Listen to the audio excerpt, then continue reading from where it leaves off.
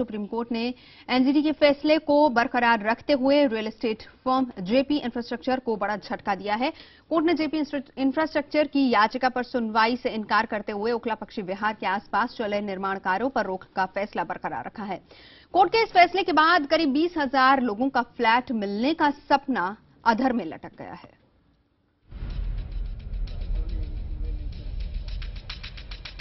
National green tribunal यानी NGT का फैसला बिल्डरों के साथ आम लोगों पर भी भारी पड़ता नजर आ रहा है।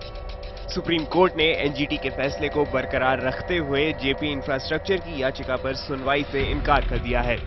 एनजीटी के फैसले के खिलाफ जेपी इंफ्रास्ट्रक्चर ने अपनी याचिका में ओखला पक्षी विहार के पास चल रहे निर्माण कार्यों पर रोक हटाने की गुहार लगाई थी। दरअसल एनजीटी ने 28 अक्टूबर 2013 को अपने फैसले में कहा था कि ओखला पक्षी विहार के 10 किलोमीटर का दायरा पर्यावरणीय और पारिस्थितिकी दृष्टि से संवेदनशील क्षेत्र में आता है। ऐसे में यहां बन रही इमारतों को कंप्लीशन सर्टिफिकेट नहीं दिया जाएगा।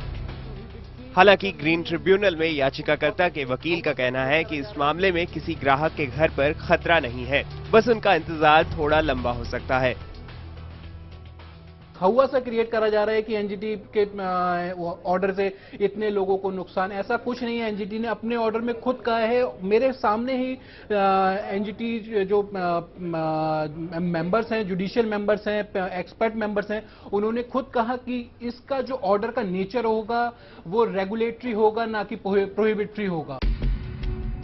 जेपी इंफ्रास्ट्रक्चर की तरफ से कोर्ट में दलील दी गई थी कि इन इलाकों में करीब 4,000 फ्लैट तैयार हो चुके हैं। ऐसे में अगर नोएडा अथॉरिटी फ्लैट्स के कंप्लीशन सर्टिफिकेट जारी नहीं करता है तो खरीदारों को फ्लैट्स पर कब्जा नहीं मिल सकेगा। कोर्ट के इस फैसले से नोएडा के करीब 16 से ज्यादा सेक्टरों पर इसका असर पड़ेगा।